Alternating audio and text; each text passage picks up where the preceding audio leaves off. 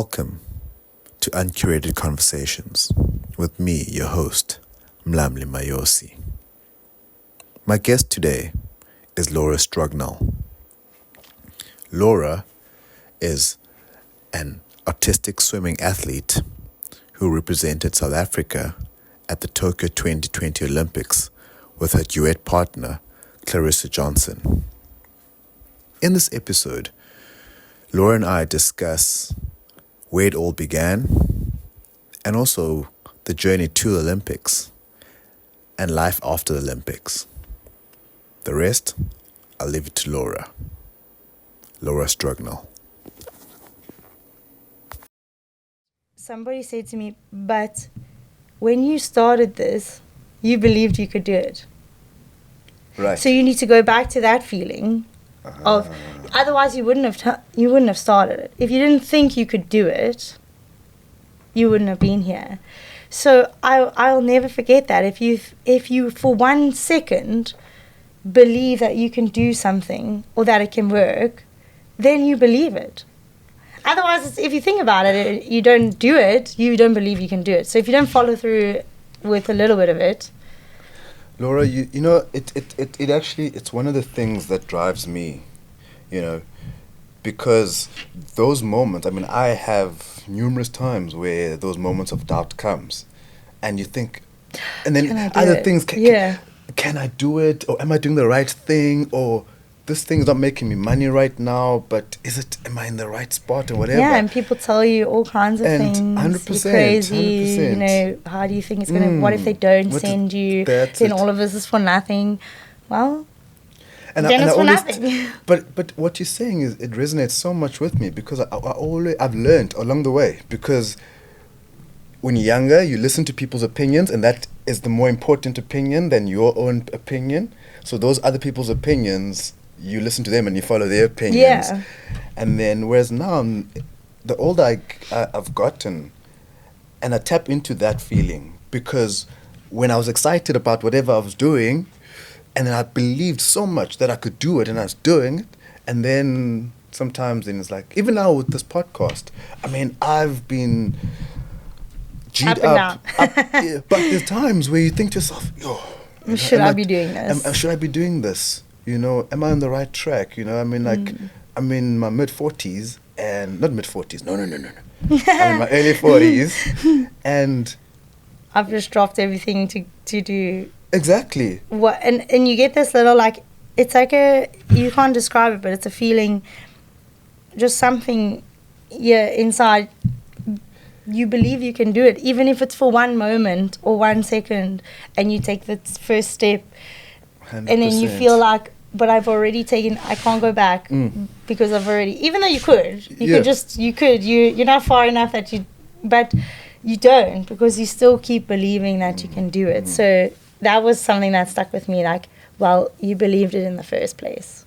You know, that some of the things, and you're so right, because I often use this analogy of the and I don't know where the story comes from, but it's an old story, and a lot of people have retold it, where back in the days there was a war, and then they sailed to this place to go conquer this place, and then the captain or the leader of that army, of that regiment there, told his soldiers to burn the ships.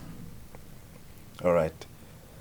Went on land, so by burning the ships, meaning that there's no going back. Yes, you know, so we fight this war, we die, whatever, but there's no going back. And so I've always looked at my life, and then I saw that at the times where I was like flaky and I listened to people's opinions was because I had options. Yeah. You know, so I could say, okay, maybe it's not working, I can go back there. Whereas now, as an example, where I've said, I'm burning my ships to the back. Not necessarily I'm burning relationships, but I'm not turning back. I'm not turning back. I'm only going to go forward. I don't want to have any options. If someone says to me, hey, but we can do, I'm like, hey, don't come to me. This is my focus. Yeah, you know? It's true. And it is. I mean, I think what also, not so much for me, but when I, called up Clarissa and I was like, it's only 10 weeks of your life. And then it's nationals, and then we see what happens, and then we figure it out. She was like, oh, okay, I can do it for 10 weeks.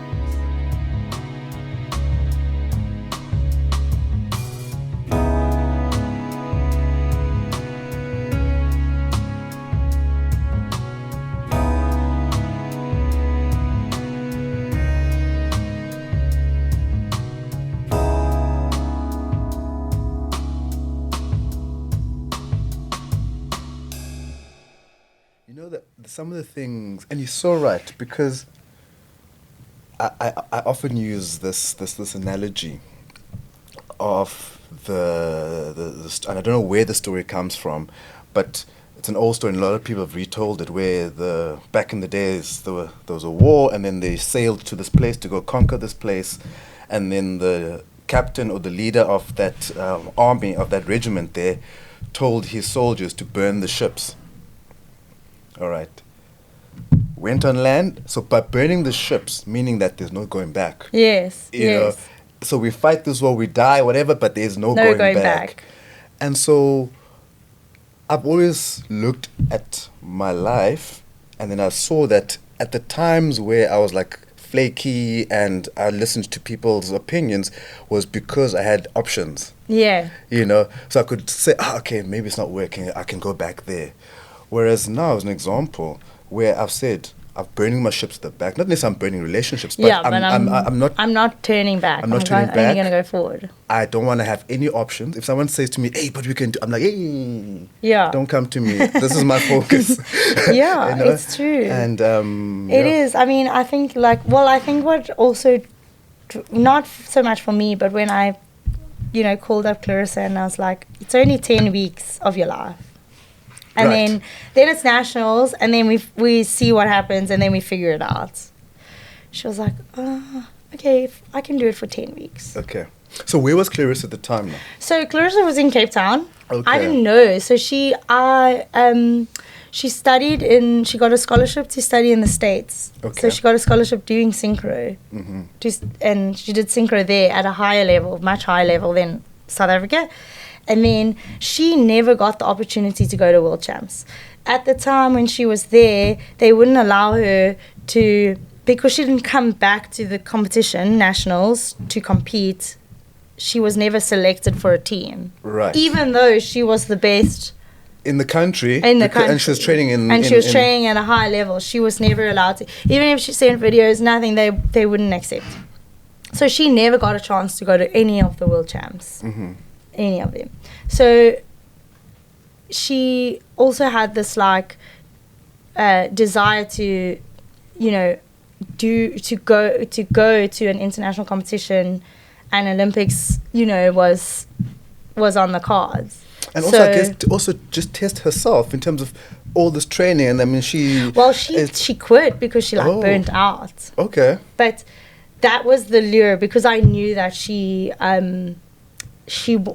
was on the same level as me. So I'd asked a couple of people before her. I didn't know she was still in Cape Town. When I found out she was in Cape Town, I was like, I have to call her. Mm-hmm. I have to try and get her on board. And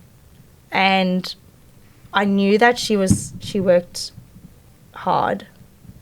She was self-motivated and proactive, that she had experience from training in the States, that she was really good.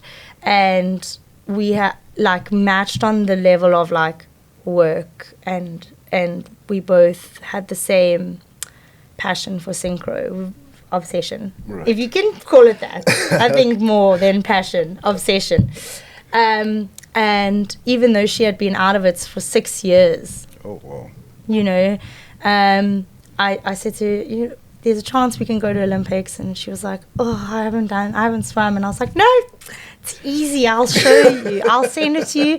I'll come to the pool with you. You can try a couple of things, and then you can see if you want to do it. Is this now the routine? Yeah, just know there were some elements that we had to do in a routine. And I was like, let's just try the elements first, and then you can decide. Right. And then, she tried them, and she was like, okay, it's 10 weeks, why not? We didn't have a coach. We didn't have anything. We had a tripod and a phone, and we literally filmed ourselves. Amazing. At the gym, trying out some stuff. We had a couple of old friends from Synchro that helped us every now and then. And then COVID happened. Right. Oh, yes. Yeah. 2020. So, like, I think it was, like, probably 2 weeks after. You guys decided, okay, we're doing this. Yeah, and we started and everything. And we were at training outdoors the one day. And I remember there was that first guy that came into South Africa that had it. And he was, like, in Durban or something. And we were like, what is this? And, like, the whole world started shutting down. And we were still at training. And we were like, haha. And then next week, boom, lockdown. And then we were supposed to go to Vicky just for a training camp to, like, help us. Mm-hmm. And she had agreed to it because she had quit, wasn't coaching, whatever, for a few years. And she agreed, okay, she'll help us a little bit. She's like, I'm not really sure what I can do in, like, 3 days, but I'll help you. So, but Vicky was during the World Champs when you're growing up? No, she didn't help me. She was my coach before 2011. Before 2011? Just for one season. Right. Yeah. And then she stopped. Okay. And she's never coached ever since, up until the time you said to her, listen. And then we were like, so then COVID happened, and then we saw, like, everyone doing Zoom. And we were like, hey, Vicky, there's this thing called Zoom. And, like, the rest of the world. Vicky's in Joburg, right? Yes. So you guys are in Cape Town. So we were supposed to fly, like, that week to Joburg. Okay. And then, like, 1 or 2 weeks after that, COVID hits. It was supposed to be in March sometime was, or end of March was Nationals. Okay. So, yeah, then COVID happened. Then we were like, okay, Nationals is going to be delayed. And so we're like, Vicky, there's this, like, online thing called Zoom, and everybody's doing some online training. Would you be keen? And she was like, yeah, okay, like, we can do a bit of strength stuff online and whatever. So we started working with her every day, doing some technique and stuff online, and she started to become more and more creative, getting some stuff. And then at that stage, nothing in terms of World Champs being moved, Nationals being moved. So Nationals had then, like, was postponed. Okay. And then eventually it was like Olympics was like up and down. Are we going to postpone it? I remember that. Yes. And eventually they were like, it's decided, a year later, it's going to be postponed. And that's when Clarissa and I were like, we have a year. They didn't know who I was swimming with. They had absolutely no idea. And so we had a year to prepare before we swam again. And a lot of challenges, like obviously no pools for a couple of months. I got meningitis. So I was out for almost, I would say, a month and a half. I couldn't train. I was so exhausted. But when I got my energy back and I was sort of back to normal, I was like, oh my gosh, is this how it feels to be normal? Like, to just feel all my vitamins levels were up. I had just a lot of sleep. My body was like re-energized. I was so strong. I came back even stronger. Oh, wow. Yeah, so once I had built up the strength, and Vicky was really good. She, like, built me up slowly. She didn't push too soon. So she was really careful about how much I did. Right. And progressed me slowly. Right. So that was really good, and I trust her fully as a coach because I know she's really good. So it's important to trust your coach. Yeah. And know, that they know what they're doing.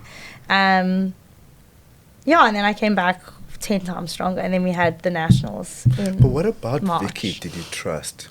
Because that's the same Vicky when a couple of years in your first World Champs, when she said she doesn't know anything. Remember that she said. So what did she do? So Vicky said that when we were when we asked her to coach us for Olympics, she was like, I haven't taken a duet of this level. Right.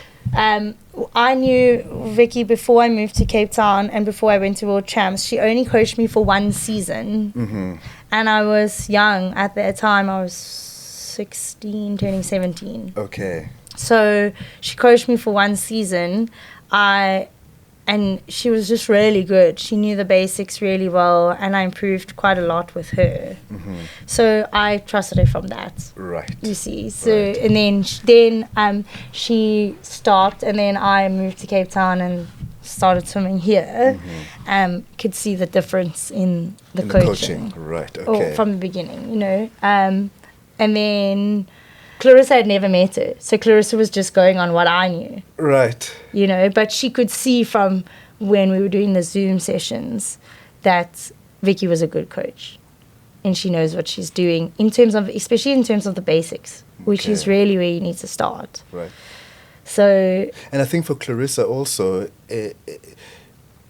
I'm assuming she would have voiced her concern because she's experienced good coaching Yeah. before, so she knows the level of coaching when a coach is good, right? Yeah. So that must have been confidence builder for you too, to say, okay, cool, we can do this. yes, and I think in America and university, most of the people that get scholarships, that go swim there, they already have all the basics really well. So Clarissa struggled a lot in university, she told us. And because we didn't get taught the basics properly, they weren't there to teach you the basics. So Clarissa had to learn a lot of the basics with Vicky again, as well as me. But I had already done it with Vicky the first time she coached me. And so, we also all just fed off each other's sort of knowledge. Right. So I would give my input of what I've experienced from World Champs and all the stuff that I've learned through World Champs and whatever, and give my experience there.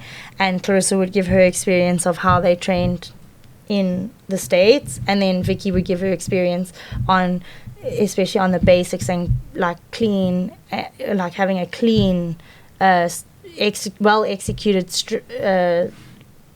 routine. And Vicky knew the rules really well, and the judges spoke really well. Like, she taught us, this is what the judges are looking for, this is what this, she actually taught us about the sport, you know, like, and that I thought was so important because we understood what we needed to do. Hang on.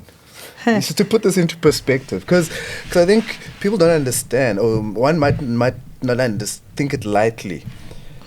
While this being taught about the sport, and in this teaching, you are teaching yourselves about the sport, but training to go to Olympics in how many months? So like it was a year, let's say, with Vicky, a year. Cool. And less than that, maybe just less than that to nationals, which is in March the following year. So some athletes practice their entire lives to get to Olympics. You guys are literally learning about the sport. Okay, so you're not learning from the start. Yeah, but it felt like we were learning from the start because we had learned basically lots of things wrong. 100%. You look back, you got to say to yourself, but guys, we produced something phenomenal in terms of just personally. Yeah, we did. In that short space of time. People don't realize what, especially other people in the rest of the world, because the rest of the world in synchro are just like, oh, South Africa just gets given a spot. Like, they're so lucky. Yes. You know, and they don't deserve it. But what we have to do, and we felt like, especially Clarissa and I, like, we felt like we had to try to do as best we could, because there were so many girls or women who weren't able to qualify for Olympics that were 10 times better than us. But because of how it works and qualification for Olympics, they never get the opportunity. Right. Even though they're 10 times better. Right. So it's almost like we felt like, okay, we have to swim for them as well. And we have to represent, and we have to do as well as we can. We're not just going there for the free ride. You know, we don't want to make a fool of ourselves, and we want to try and achieve as much as you can. And at the time, when you come from South Africa, you get scored because you're from South Africa. So it doesn't matter if you're trained by a Russian. if you come from South Africa, you get a certain score. Hang on. What do you mean you get a certain score? Yeah. What does that mean? Yeah, if you come from China, you get a certain score. If you come from Russia, you come from a certain score. Like, it was so biased. It was so biased because the judges, they mark you on your country. And everyone knew it in the sport. So they've just changed the rules now. Recently, they've been working on it for a long time, how to change the sport that it doesn't become, it's not biased. Right. And there's a lot of teething issues. Right, I think the new rules I hated them, and now I love them because I think that they've taken away the bias. Fantastic. They've taken away the judge's power Okay. to be biased. Right. So then fast forward to March, which was the Nationals at the end of March. That's a year later, March 2021. Yes. Right. Oh, and we were training with our international coach. She was in Spain, and we were training with her on Zoom. Okay. And we were in the pool, and she was on the side of the pool, and we had one phone facing the pool. We had the other phone facing us so we could see her. Okay, all right. On the tripod, Tanya was busy trying to manage the tripod. I have these headsets that you can hear underwater, so we put the microphone by the phone on Zoom so Reem would speak to us, and it was a bit blurry, but she could make out what we were doing, and sort of we trained like that for quite a while. But hang on. Vicky is your coach. Now, who's this international coach? So Reem came on board to help us with our routines, and also just get, like I said, like Vicky said that she needed help to get more international exposure to coaching and to get to the next level. Right. So we all needed to get to the next level. Mm-hmm. How do we get to the next level? With Reem. Okay. So Reem and Clarissa actually swam at university together. So when Clarissa was in her last year, Reem was in her first year coming in. And Reem is Egyptian. So she was in the Egyptian national team. She went to 2 Olympics. And super creative, the most amazing coach. She's really, really good. And so we thought, going to nationals, nobody's going to see the routine. If we qualify, we can change it. We can make up a new one. Let's just use it for now. Mm-hmm. And then we got to nationals and we were like, oh, okay, like, what happens if somebody sees it? And then it's like copied and whatever. So we reached out to Reem. Okay. And we explained our situation, and we were like, we were really inspired, actually. You called her? No, we emailed her. Okay, but it's the same thing in terms of just like, basically, there was no relationship between... She knew Clarissa a little right. bit. So we explained to her, like, her routine, we loved that one the most. So that's why we chose it, because it was the coolest out of the ones that we saw. It was one of the collegiate routines, which was... collegiate meaning the ones at university that they swim. So we were inspired by her routine, and we really enjoyed it, and that's why we picked it. And so we explained the situation to her in an email, and we said, we would like to ask for your permission to use it, and if you would like to help us, we would love your help, and can you let us know your fees and everything. So you know at this time she's a coach? Yes, because she was she was a coach for the USA team. Okay. All right. Yeah, so she did that for a while, and then she left. Uh-huh. And so she had gone to Spain to live with her husband. Right. So we knew that she was we caught her in a good time, because she was kind of in between. Uh-huh. She didn't really have what she was doing. She was kind of taking a break. So when we reached out to her, she was like, sure. Oh, wow. I'll help you. Like, she was not upset at all that we had used her routine. And, I mean, it looked nothing like the one that she actually swam. And, so she then, she sent us her prices, and we were like, okay, well, we can do it on Zoom for now until we can get you here. Mm-hmm. But because of COVID, we could never get her here, because we were always on the red list.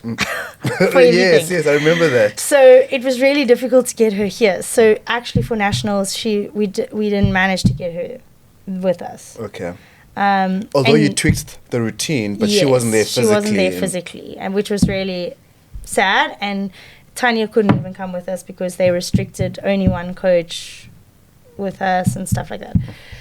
So yeah, we swam at nationals. And Tanya is what? She was helping us. She was assistant coach. Okay. She was the man behind everything. Okay. Also, she's holding cameras. Holding cameras, filming, sending us the videos, like playing the music. She was really, without every single person that played a little. Right. It wasn't just me and Clarissa. It was a whole team of people helping us, and then the support from our friends and family behind it.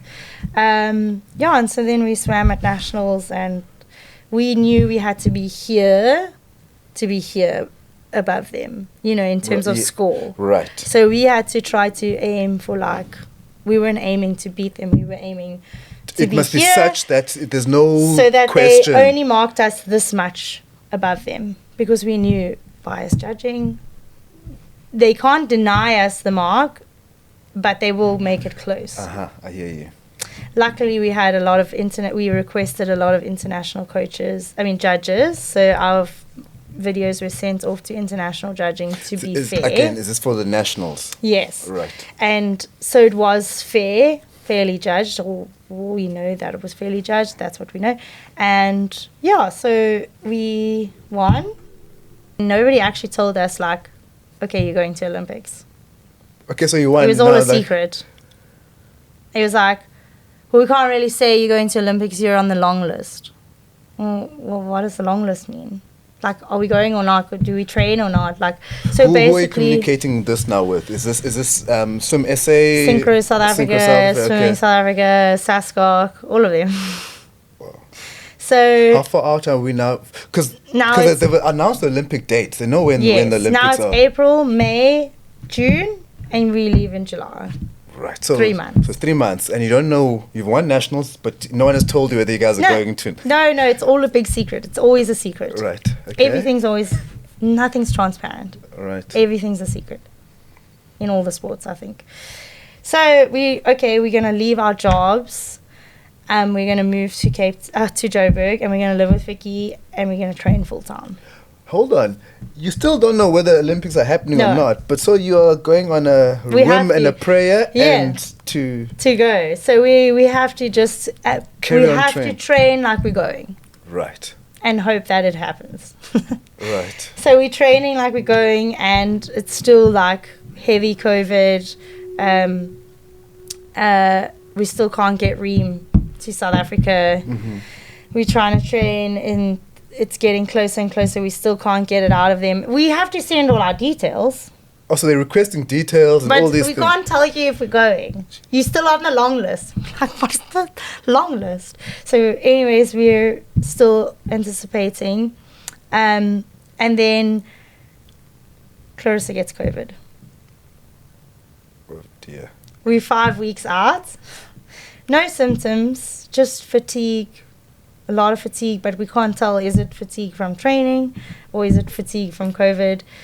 We go to the doctor and she's like, looks at us, Clarissa, you've got COVID. Oh, wow. I can see it in your eyes. And Clarissa's like, no, this is how my eyes look all the time.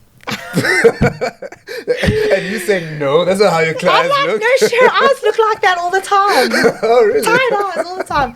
Anyway, we go home and we're like, okay, but what if you do have COVID?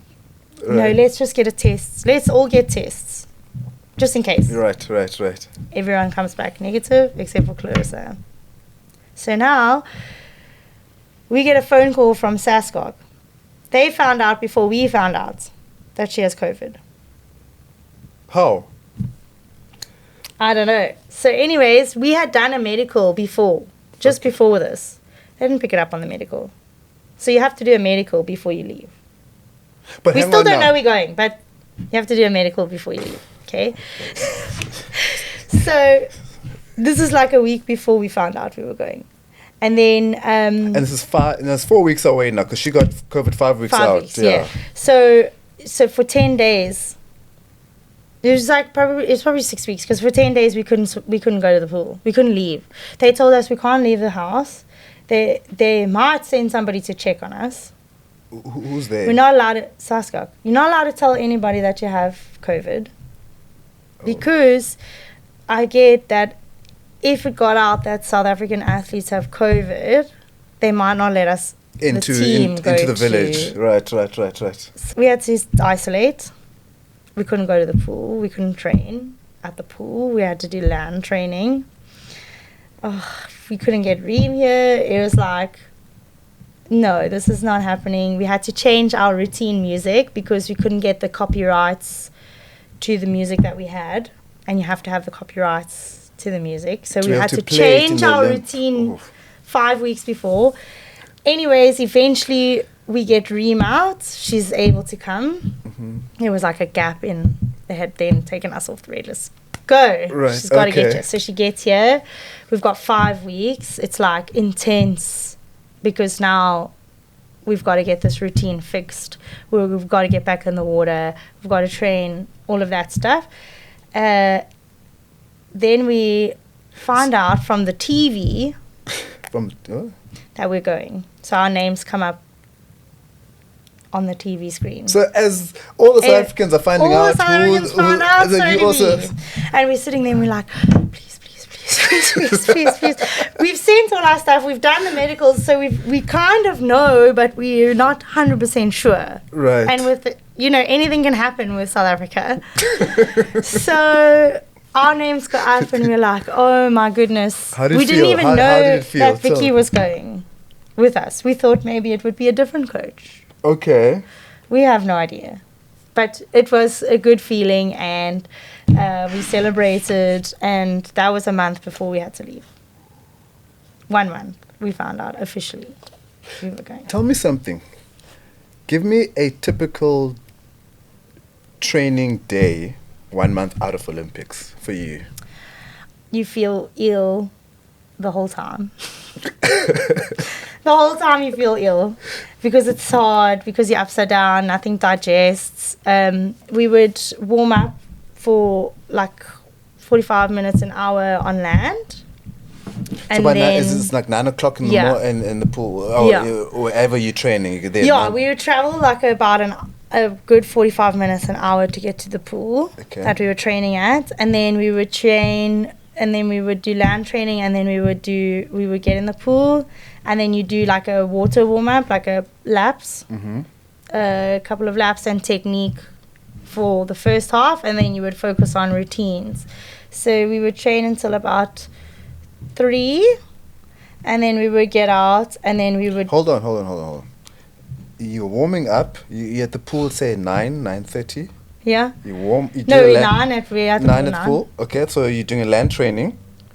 For an hour. Let's say. Right. By the time we get in. After land training, maybe rest for 30 minutes? No. Oh. You get in the pool. Now you're warm. You got to get in the pool. Oh, you can get in the pool. Then you do land. Then you do water laps. warm up. Laps. Which is like what? How many laps are we doing? No, it depends. Like when you're getting close to competition, you do more than you do maybe a kilometer of warm up. Yeah. Okay. But it included like some synchro stuff as well. Oh, okay. So it would be sprints and underwater, a lot of underwaters to get the lungs warm, and then some synchro stuff, and then some technique. Okay. And like specific stuff to the routine, just focused in one spot. Right. Counts, timing, corrections, fixing technique. Right. And then you would move on to the routines, the conditioning part of it. And then, so we would finish like 2:33, get out. You're in the pool, literally the whole day. Yeah. And then we would get out and then eat lunch on the way to the next pool, because we had to get out of that pool because they had, after school, they had training. So we had to then go to another pool and use another pool for like another 2 hours. And then from there, we would go home and do Pilates or bio, and then stretch, and then land drill, which is like practicing your routine on land. Okay. With music. Okay. On land for the counts. And we would land drill sometimes till like maybe after dinner till 9 o'clock, sometimes even later. And when Reem was there, she made us land drill for like 2 hours. and then we would go to bed and then start all over again. repeat. That was for Olympics. That was because we were full time. We didn't have to work. Right. So And you're not getting paid by your federation at this No, time, eh? no. It's everything self-funded. yeah, Reem coming down from Spain, you had to raise we had money. a backup buddy, and then Dave and Vicky looked after us and hosted us for 3 months out of their own. You know, and then if the backup buddy was enough, then that would cover some of the costs. But yeah, it's a lot of money, a lot of sacrifice, and a lot of kindness Sure. going on. Yeah, so then we did that for like 3 months. When Reem was here, it was a lot more intense, a lot more. So like even what we had been doing wasn't enough. Wow. You know, and we had stepped it up Right. more, but it still wasn't enough. But you know, Vicky could see like we were tired, we were exhausted. You know, on some days, you have to be quite tough as a coach. You can see your athletes are so tired and like exhausted, but you know that they need to do more. So you have to push them to do more. And what Did you guys understand that at the time? Yeah, we did, but you still, like, when mine plays games with you, and you're like, it's too much. But looking back, that's what makes you peak. Right. It has to be too much, because then when you taper, it feels like nothing. Right. It feels like you're doing nothing. What did Reem bring in that was missing? Yeah, Reem is, she has a big personality, and she's a big motivator on the side of the pool.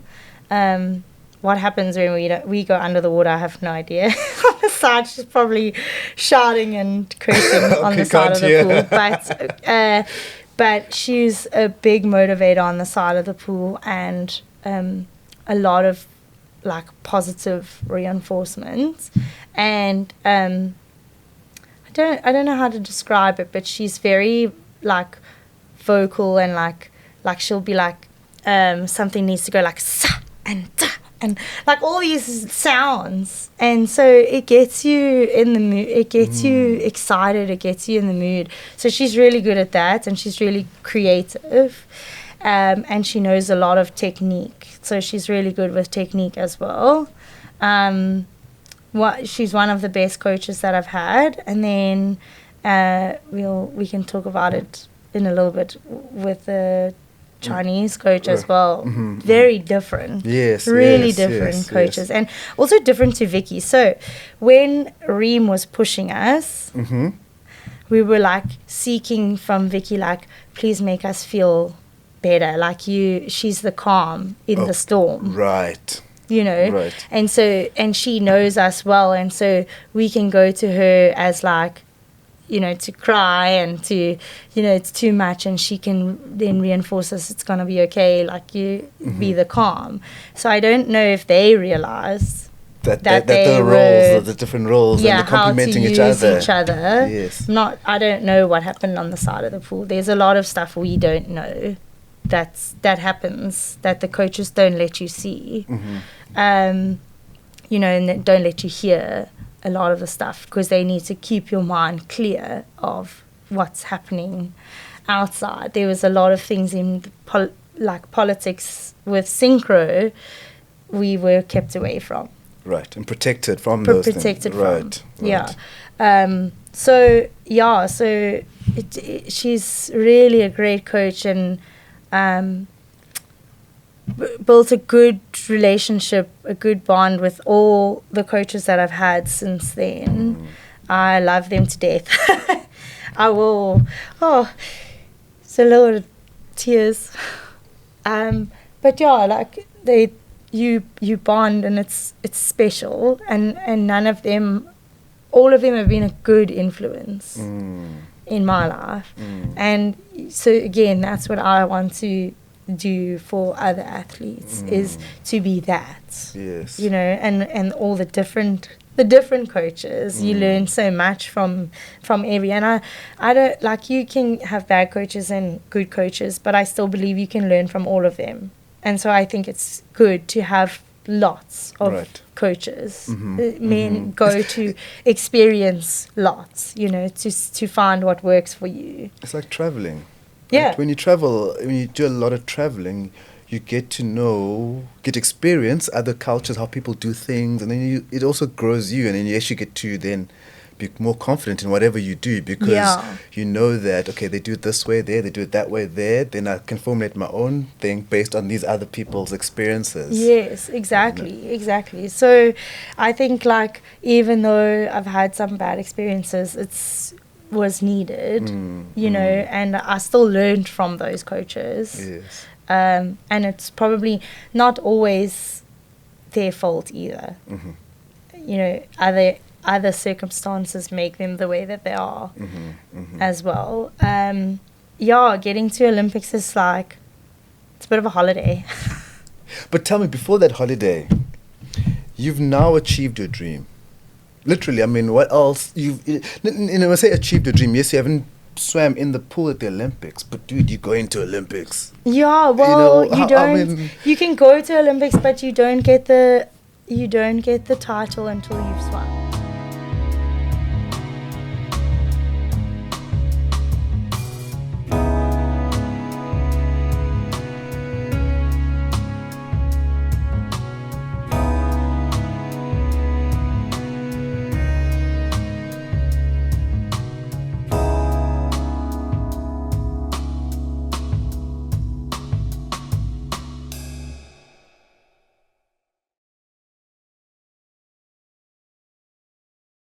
Yeah, getting to Olympics is like, it's a bit of a holiday. But tell me, before that holiday, you've now achieved your dream.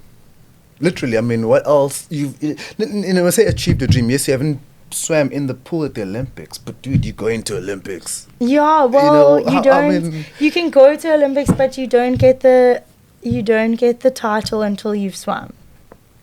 And with COVID, it's like, every day they're testing you and you might not swim. So it was still a bit stressful. So it was until you swim, you're not an Olympian until you compete. Right. That's the rules. Like, even if you're there and you don't get to compete or you don't finish your race, you're not an Olympian until you finish. Right. And that's the rule with everybody. Okay, I didn't know that. Yeah. Okay. So you don't get, like, you get a certificate from them and whatever, and you don't get that. So every athlete who competes and completes an Olympic event, whether you won gold or you're the last, you'll get a certificate from the Olympics saying that. That's and so it's basically how they explain it, and you get this whole thing. It's like the MBA. It's your MBA for sport, because you spend so many years, you put so much into it. It's like doing that for varsity, and a lot of athletes don't go to university because of sport. Yes. And they don't continue to study because of sport or whatever. So this is your MBA of sport. On swim day. Take me there to swim day. Oh, swim day. Competing day now, yeah. Yeah, the Olympics, like, there was only 22 duets that compete in Olympics that time. I mean, we just had to swim how we had been training and just be connected. That was really important. So being on the same level, on the same connection, like, really just feeling like connected, and just feeling like we have that energy, and keeping your head clear of trying to think too far ahead, and just think in the moment, because I'm typical, like, I rush things. So if I start to think ahead, then, like, I'd start to rush it and whatever. It's just like being in the moment and just trying to do what you've been training to do. So when you're going up on those steps, and then it's like, so what's going on in your mind right